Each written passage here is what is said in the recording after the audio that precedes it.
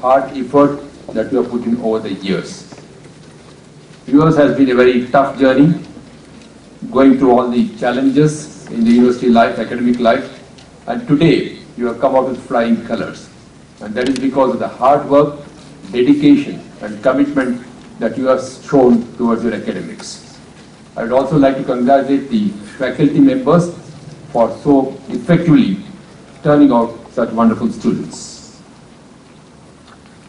I would also like to here place on record the wonderful option exercised by the Vice Chancellor in inviting Dr. V.K. Saraswat to be the chief guest of this evening's program.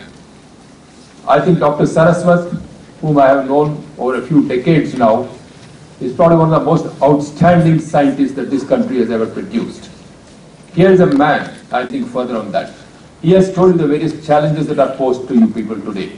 You have got your degrees, you have got your doctorates, you have got your gold medals, you have come out with glory. What next is the question. Where do you go from here? Life really starts here. And the challenges that Dr. Saraswat has posed today are one of the most fascinating speeches that I have heard.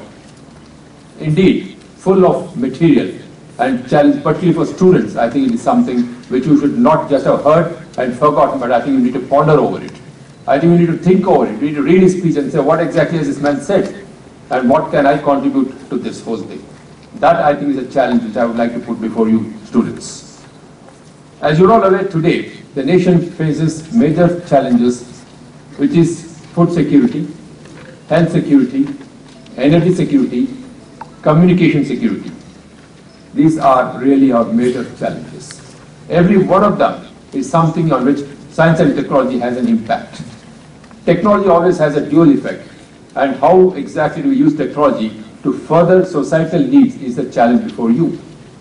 One of the questions that I would like to pose before you, the August gathering, is how many of our research papers are really intended for societal benefit?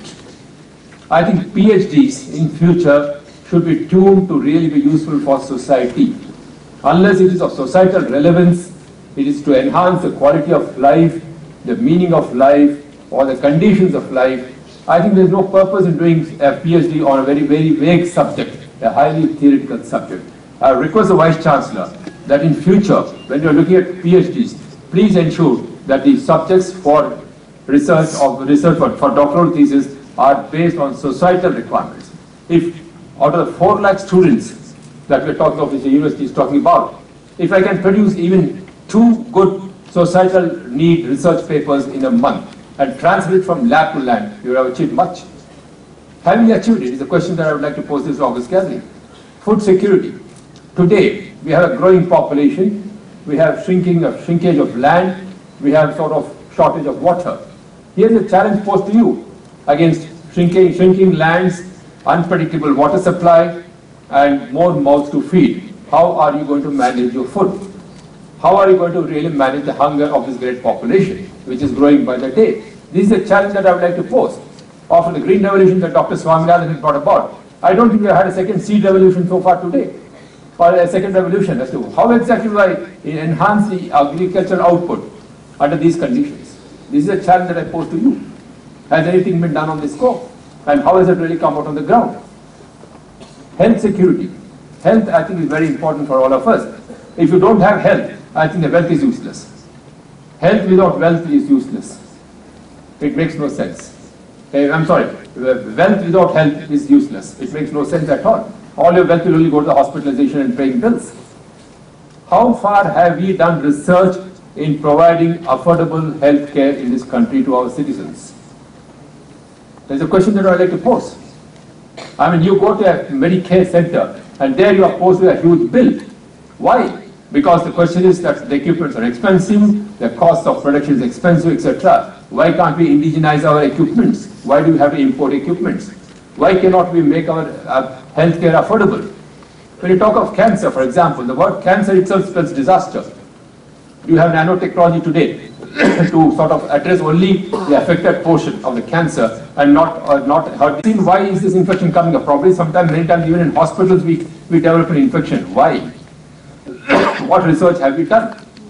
Unless it is made affordable. And that affordability can come only with your science and technological research. How far has this university produced such research papers which will help us to reduce our health bills? It's a question that I'd like to pose. The energy security. Energy is not going to be with us forever. I mean, we have shrinkage of coal deposits are shrinking, thermal energy is going off, hydel energy is off, so we need to go into alternate sources of energy. How do we do it? Solar energy is an option that we are all looking at. We have so much of sun available with us. What use are we doing for that? Why? Because the one question that is posed always is that if we talk of solar energy, immediately comes the cost factor. How do we really minimize the cost factor of solar panels? How do we miniaturize them? Because the other question that is always put is that it cannot, the sort of roof cannot stand the weight of the solar panels. So how do we miniaturize solar panels? How do we reduce the cost of solar panels? What are the other alternate forms? Can we have wind energy? Can you have biogas energy? There are other alternate forms of energy. What thought has gone into that? Why do you have to really depend on imports all the time? If it's solar panel, you say you have to import from Japan. Why? What is this huge population meant for? I have such a huge talent pool of science and technology talent here. Why can't we produce it ourselves? And why can't we make it affordable? If you are able to make your solar panels affordable, and I'm sure more and more people will go in for solar energy, which is going to sort of reduce my load on thermal and hydel energy. Because I don't have thermal and hydel energy to give all the time. Irrigation, for food security, irrigation. What are we doing for irrigation? Thinking of rivers, how do we do that? How do you achieve irrigation projects with lesser costs? Because every irrigation project is a huge cost factor. How do we reduce the cost of irrigation projects? How do we really focus on minor irrigation? What is the technology that we can have for desilting of tanks and sort of water conservation in those tanks? What are we doing to sort of conserve the water table in urban areas? Water harvesting, how do we do that? Is there a simpler way of doing it? Because anywhere we do for water harvesting, I'm not really satisfied with the type of technology that is being given for water harvesting. If there's a heavy rainfall, the water pits are all filled up. So what are we doing for that? These are the challenges that are going to be posed to us. Ultimately, your science and technology must be focused for societal requirements. Yes, there is a high end where we go in terms of development. That is of Mr. Saraswat's field. We have experts like that who are talking of missile technology. That is an absolute necessity for the country's national security. That's an entirely different type of connotation, which is national security. And national security requires missile security, requires rocket technology, it requires space technology, and all those technologies are entirely different. But I'm talking from the common man's required, what has been our contribution to promote, to sort of improve the normal man's life and living conditions? How are we going to bridge the rural and urban divide? How do we make it?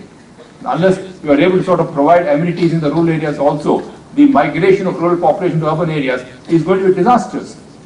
Over a period of time, you will have people migrating from the rural areas into the urban areas and going back frustrated, and you will be creating a completely set of population which is going to be very agitated, saying they are being denied certain facilities. So how do we really use technology to provide that? Communication security. I mean, all of us, today, I mean, earlier on you used to have laptops, you used to have takes, etc. Now, with a small little finger, you can play around with it, a small little tablet. How do we really use that in a very useful way? It cannot just be a plaything. How secure is this country? Because we are now wiring our entire systems. How secure are we?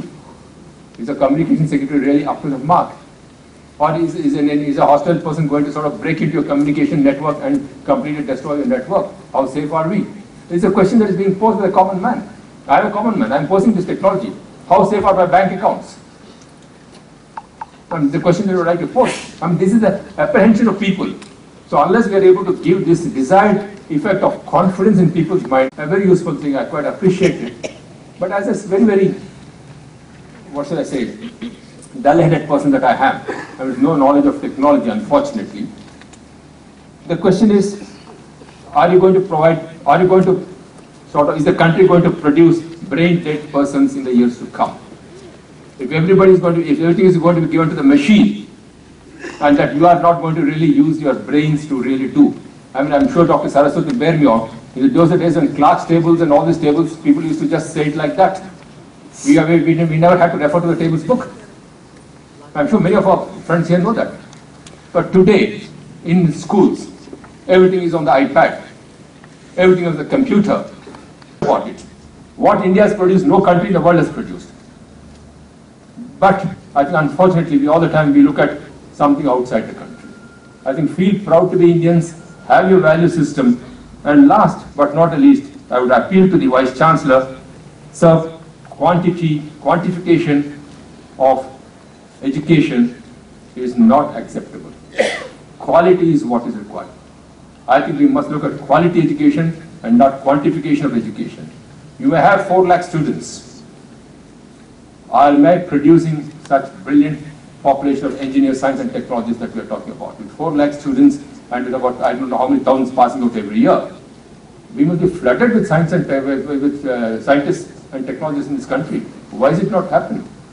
Is there something wrong with our quality of education? Let us talk about it honestly. Let us not run away from it. And the problem with us is we run away from it. I think it is time that we have a relook at the affiliation of colleges at all. And if, unless they satisfy a certain quality, I think we should have the courage to close that college. I openly advocate that if you do not have quality, you have no business to it. I'm absolutely clear about it. In fact, the Telangana government has attempted some of it also. I know that we have attempted it. Because I said there's no meaning. You can't run a college with 10 students. And it's college of an engineering college. Sirs, engineering colleges are not commerce.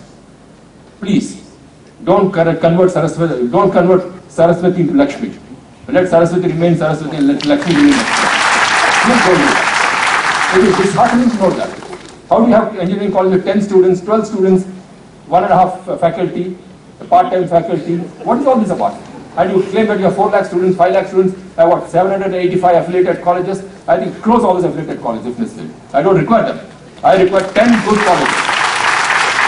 I want quality education. I think unless you are able to produce quality education, you can produce any number of doctorates. That's it. It's fine. It's a nice convocation. You may clap hands, you may congratulate each other, you may pat each other and say, I produced 575 PhDs and that's it. I think we need to revisit our PhD itself. How do we really sort of enroll people for PhD, students for PhD? I think we need to really relook at it. What are the subjects they are choosing? Do they have guides? How many PhD students can a guide really guide? I'm asking Dr. Saraswati very often. How many? Can you take out 100 students? And you say you're guiding 100 PhDs in a year. How does it happen, sir? Yes, I think we need to revisit because I think today you made PhD as compulsory for promotion to a particular scale in the college. As a result, you converted PhD into an ordinary degree. I think it's time that we revisit this whole thing. We need not have PhDs as professors. We can have ordinary professors. In which case, we have quality PhDs coming in. I'm not questioning, but I'm only saying that these are some of the issues we need to address and we need to talk about it very frankly. The problem is all the time we shy away from all these things. I mean, we like to pat ourselves on the back and say everything is fine, and so we feel happy about it. I think, I'm sorry, I'm talking to you more as a common man and what the common perception is, and I thought this is a forum of brilliant students. The future of India is right before you. I mean, Saraswati and I are the X-India, EX-India. You are the alphabet X-India. You are the X generation. Generation X is you. We are generation EX. We are now gone. You are there. And you are going to build India. India is going to stand on your shoulders, students. And please, may I request you, please feel proud that you are Indian. Please have values and please do something for society. Let your science and technology be focused on societal benefit and then you will get the blessings of many people. May God bless you with all the very, very best. And you excuse me, I will have to rush off for this thing. But I thought Dr. Saraswati will be the right man to present the degrees to you because I think you should really receive it from a distinguished person and not an extinguished person like me. A distinguished person like Dr. Saraswati, I thought he was a befitting man, and so I requested Dr. Saraswati to sort of bail me out. Excuse me, I am going off, but all the very, very best to you. God bless you all.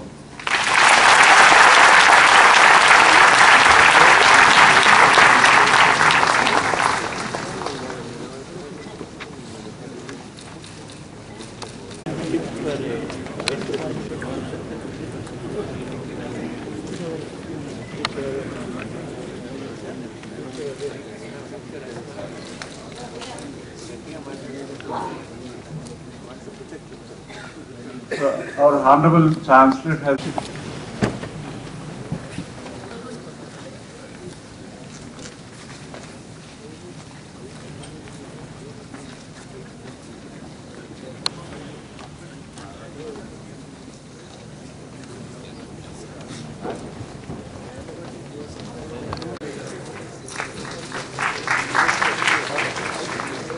Ms. Chekkilam Ravina from JTFC Hyderabad, she bagged 3 gold medals. Best outgoing student of BTech Civil Engineering from MEK College of Pharmacy, she bagged 3 gold medals. Best outgoing student of B Pharmacy out of all affiliated colleges, Dr. Andhra Naidu Endowment Gold Medal for the B Pharmacy. Ms. Pulakandam Lakshmi Prasanna from JTFC Hyderabad, she bagged 2 gold medals.